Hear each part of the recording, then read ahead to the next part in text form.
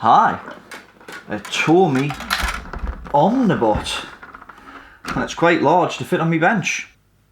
Well, as some of you may know, I volunteer at our local repair cafe, and quite elderly lady brought this in. It used to belong to our son, and asked would we be able to have a look at it.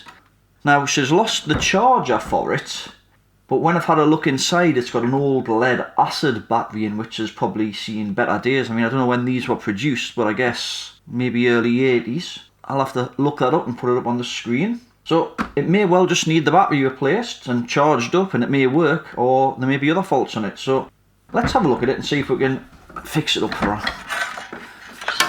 So I'm just going to spin it around here. It looks a bit like an R2-D2, doesn't it? Let's see if we can remove this compartment here. Oh, looks like we've got a couple of Phillips screws there. Let's get a suitable screwdriver. Let's put those to one side.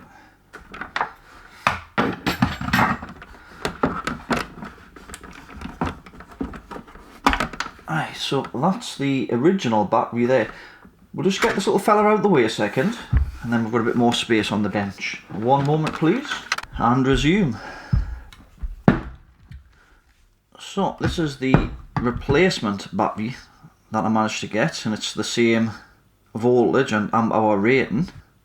Apart from the original, has this plug on it, so I think the first thing we need to do is swap that over. So I don't know if the top of this battery will come off. Let's just have a go. We'll just see if we can rescue a bit of this wire, that's all. I think that'll do. Yeah, so this battery was just totally dead if I remember right. We'll just have a double check. Yeah, it's not even registering on the meter.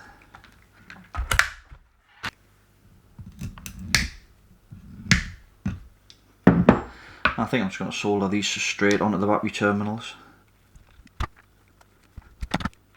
Right, I'll just tin up these wires. Now I've got no idea what this robot actually does, because I've never seen one in action before, so it might be interesting just to see what it actually does. I'll just tin these up as well. I mean, I could have put spades on them and crimped them on, I suppose, but then I'd have to get me crimping tool and find spades, so I'm just taking the easy way. Right, I think that'll do for that. And the other thing that I got was this little 6-volt charger, which is normally used for electric cars and things. You know, these little ride-on electric vehicles that you get. And it's 6 volt at 500 milliamps, so that should be okay to charge it. Let's get them back over here then. I'll probably have to zoom out a bit. It looks like you take some other batteries up here as well, some AA batteries. I'm not sure what they're for. So perhaps this one's for the motors, and the other battery is for the microcontroller or such. So the battery's going to have to go in like that, I think.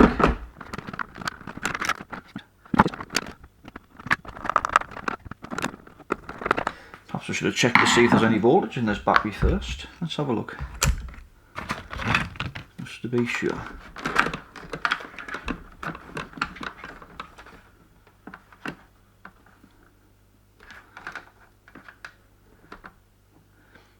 .4. That's unusual as well. The positive is on the outside and the negative's centre pin. That's something I'll have to double check on this charger then to make sure that that's the appropriate polarity. Right, there we go. Let's see what it says for the polarity on this charger. Yeah, it's actually negative centre pin and positive around the outside.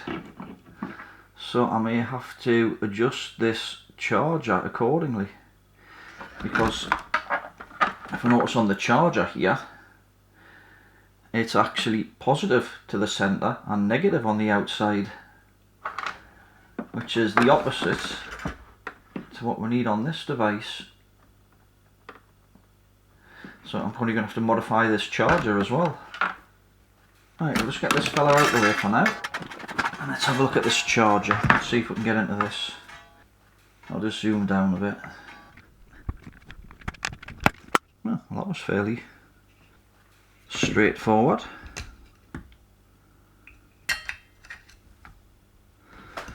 Well, there's not a lot in this. Let's just zoom down a bit.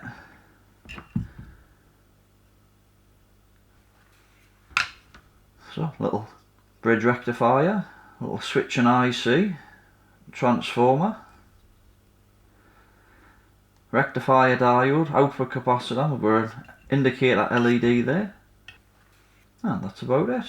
Little transistor there and a Zener diode perhaps. Right, so we'll swap those two wires over. Just add a bit fresh solder on this one. There we go, that's a bit better. Yeah, good job I spotted that. I'll just zoom back out a bit. Otherwise we might have been blowing the thing up, which would not have been good. I'm just going to plug this in and we'll just check that we've got the polarity correct on this plug now. Well, it's got a green light on it. So positive was the outside. Yeah, that seems fine. Right, so that should be the charging problem solved. Right, let's grab a couple of AA batteries and then we'll try it in the robot.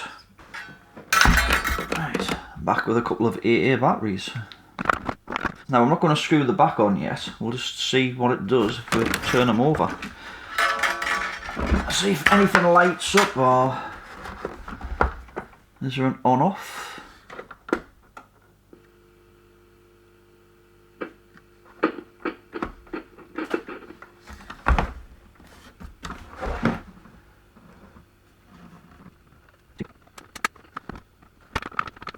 I don't know how you eject the tape open, is that it?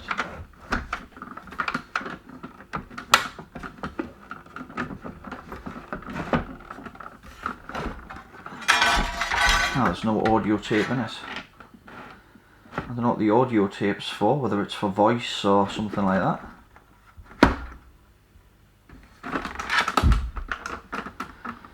But we don't seem to have anything on this display here.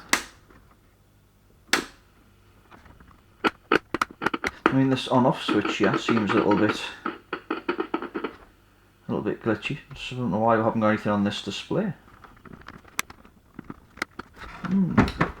So it might warrant further investigation, this. Let's see if the remote control does anything.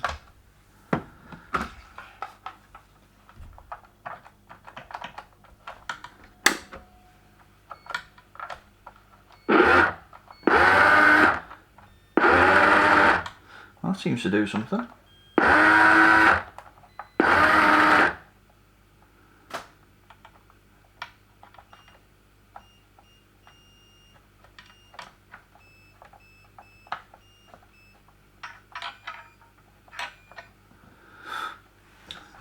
Push, what is it? Oh, right, it's got a microphone in. Right, so that's the volume. So you can talk through it. When you push this, it must come out the speaker, so that's what that's for.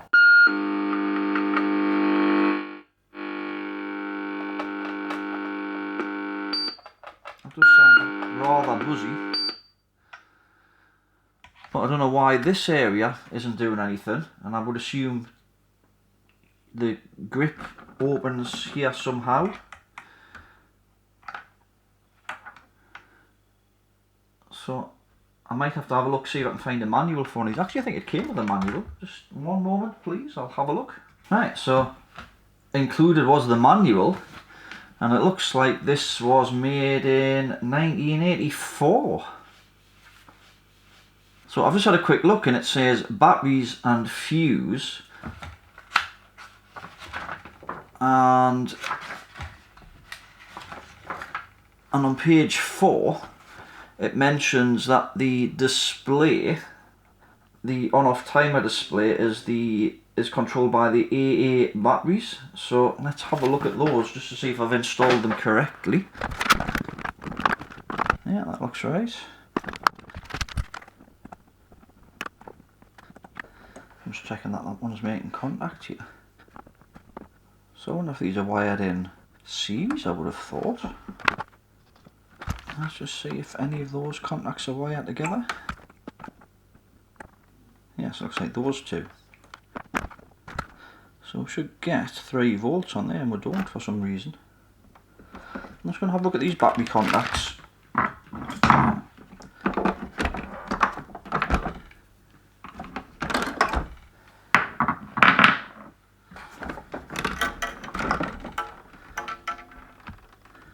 I mean, they don't look too bad, but there might be a little bit corrosion on that one. Let's try cleaning that up with a little grinding pen here.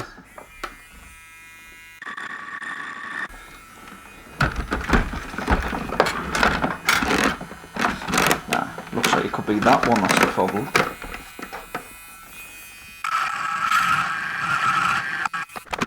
Let's see if that makes any difference.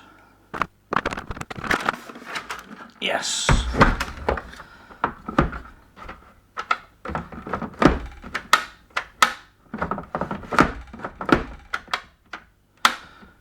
No, I don't know why this isn't clipping in.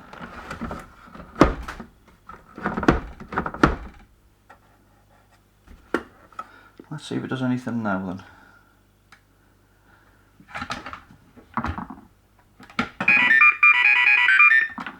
Yes, we've got sounds now.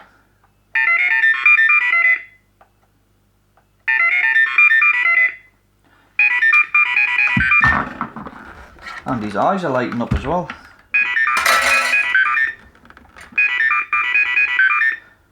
Yeah, I don't know if you can see that there.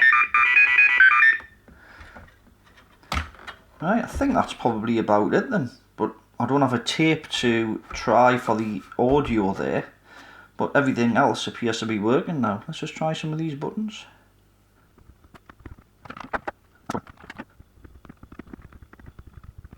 I've got no idea how you program it. I mean, that button appears to do something when I press it, but I don't know how you select these different directions.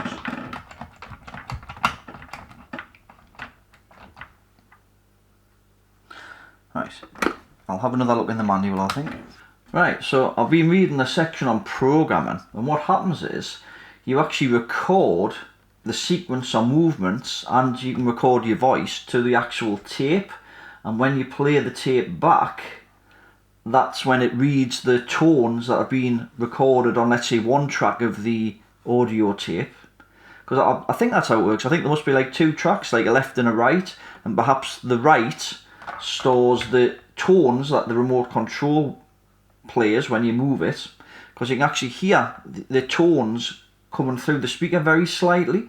So I think as you change frequencies, it records the tones to the cassette for the different movements, but you can also record your voice to the other track, and that's how it synchronises the two. So I think that's how it works. Just thought I'd better quickly check the charger works okay. Yeah, charging. So yeah, excellent. Right, let's give him a test. Right, so I've got the little chap set up in the kitchen, so let's give him a try. Let's see if he goes forward. Let's see if he turns.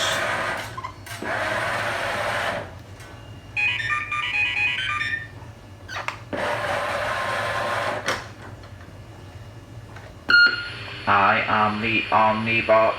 Subscribe. So yeah, I think quite a little successful repair on that one. Right then, let's have a look at something else. Hi, today I thought we'd have a look at this Entex Astro Invader. I purchased this off eBay, it must be well over a year ago. I'll just bring the listing up so you can have a look, and I paid £9.99 for it. And you can see on the listing there, it's well over a year ago since I bought this. So let's throw some batteries in and we'll see what it does. Right, there we go, pop the back on.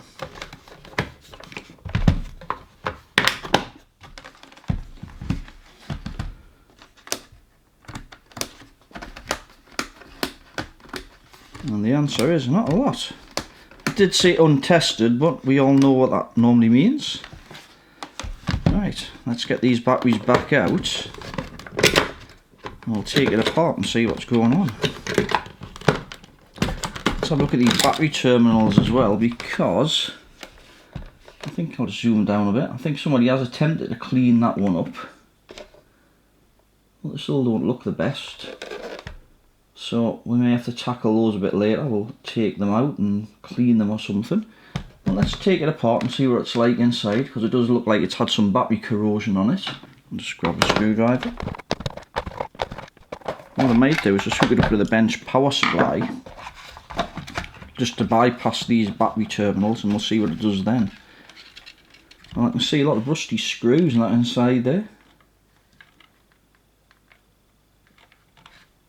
I mean, the circuit board itself doesn't look too bad, but right, I'll hook the bench power supply up and we'll see if we get any life out of it then. So I'll just grab a couple of leads here. Let's zoom out a fraction.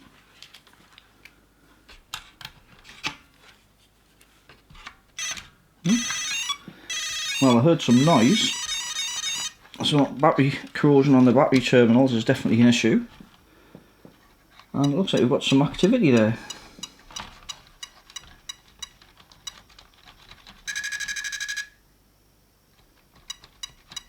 However, none of the controls seem responsive.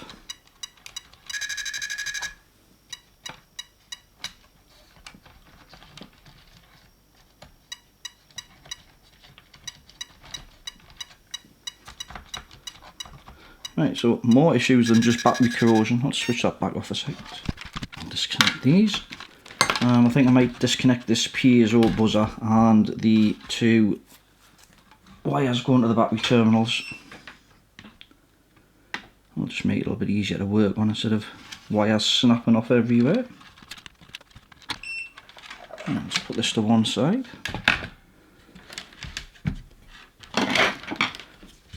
Let's take these control panels apart. They'll probably just need cleaning, I would think. Unless I've got some corroded traces or something that need repairing.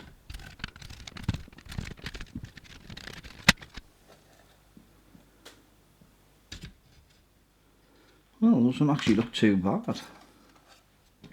Let's just zoom down a bit and have a look. I mean, there's a little bit corrosion just round about here.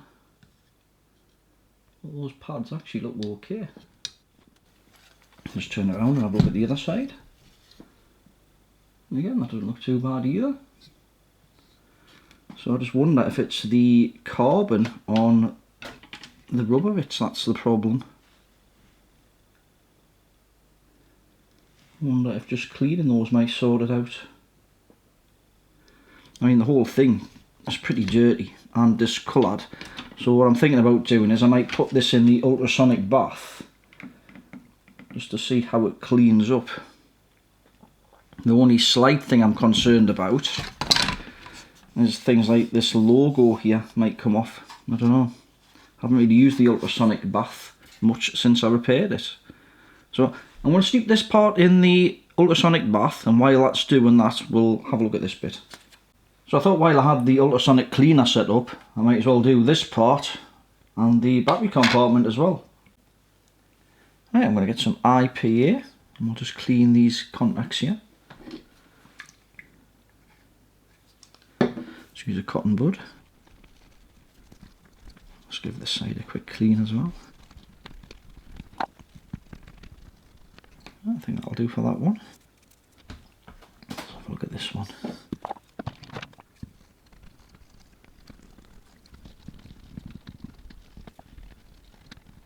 So let's see if I've got a bit of kitchen roll or something. think that'll do for that one. Right, let's clean this bench up a little bit, and then we'll have a look at this board. Let's just zoom down just to check these contacts.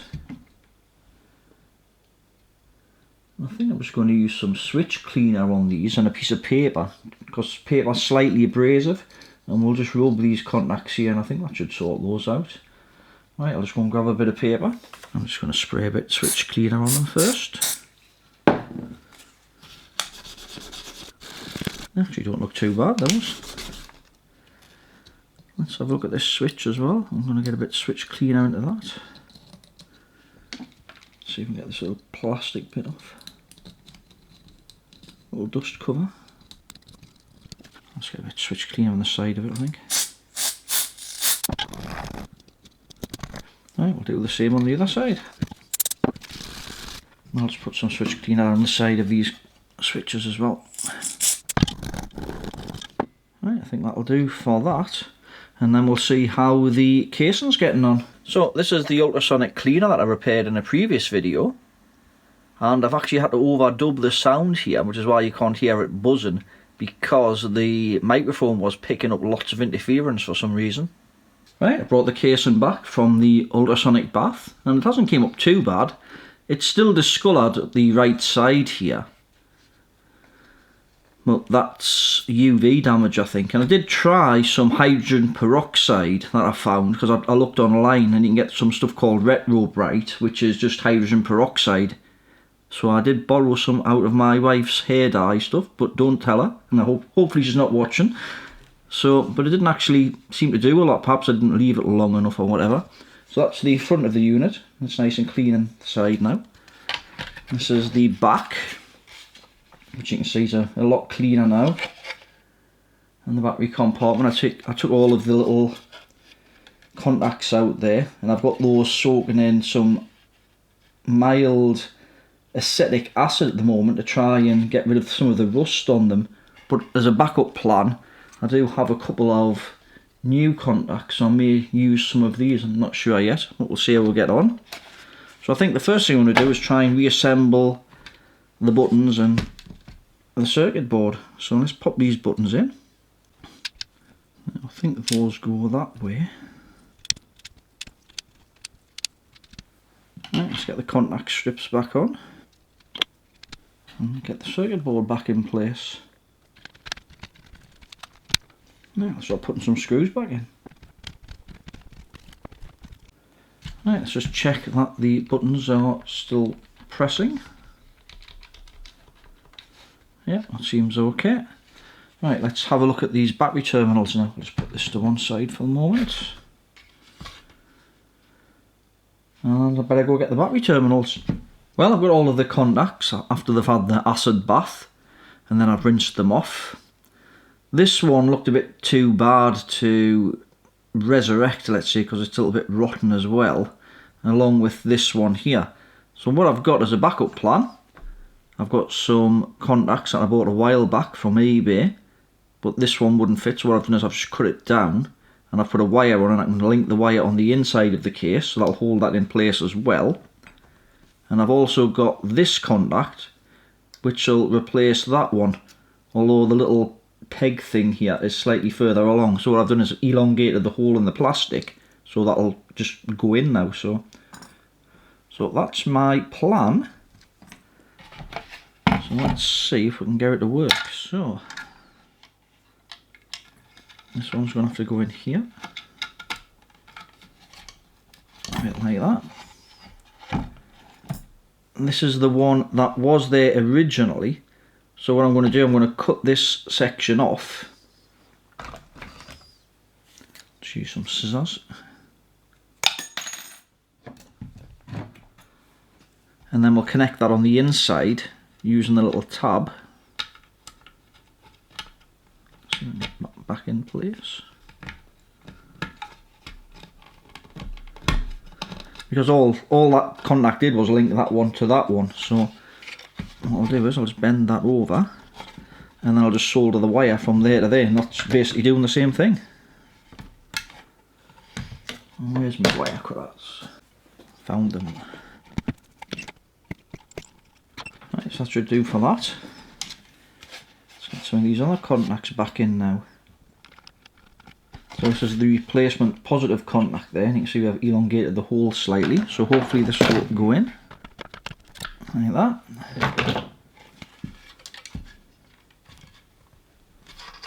Just bend that over.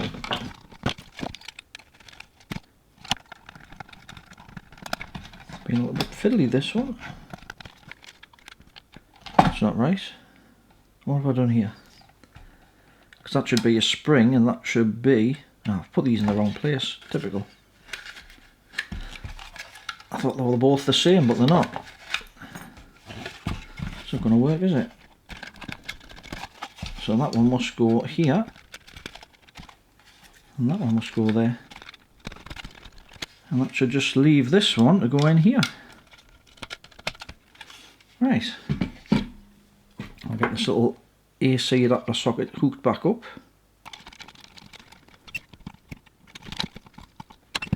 I've got the piezo buzzer to go back in.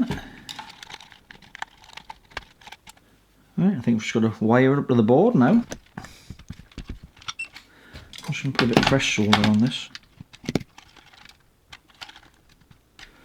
And just the piezo buzzer to connect up now.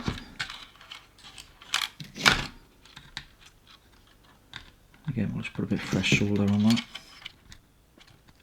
Right, I think that should be it all done. So I think we'll put the top back on and then we'll give it a test.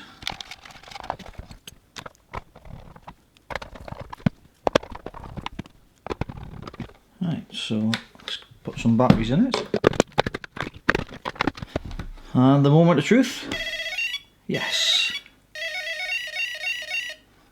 Right, are we on 1 player or 2 player? Let's put it on 1 player and I'll just reset it. And I'm just going to dim the light as well so we can get a better view of it. And it's moving.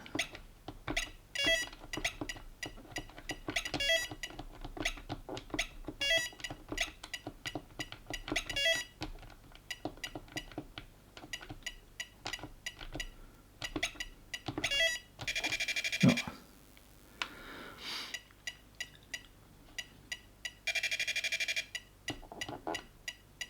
Right, let's try the 2-player mode. And how to reset it like that. Now I think the 2-player mode is 1 player is the Galaxians and the other person is the ship here. So as you can see we're moving the ship left and right, and that's fire. And if I press this one, you can see moving down and up. And right and left. And that's the thing firing there, so I should be able to blow the ship up. Like that. Excellent. I'll put the light back on there, watch your eyes. Right, well, not a bad little fix I suppose. Wasn't the most exciting of fixes, but still a fix nonetheless. Right then, if you enjoyed this video, give it a thumbs up. If you want to see more like it, please subscribe. Any comments or questions, leave it in the comments section below. And as always, have a great day. Thanks for watching.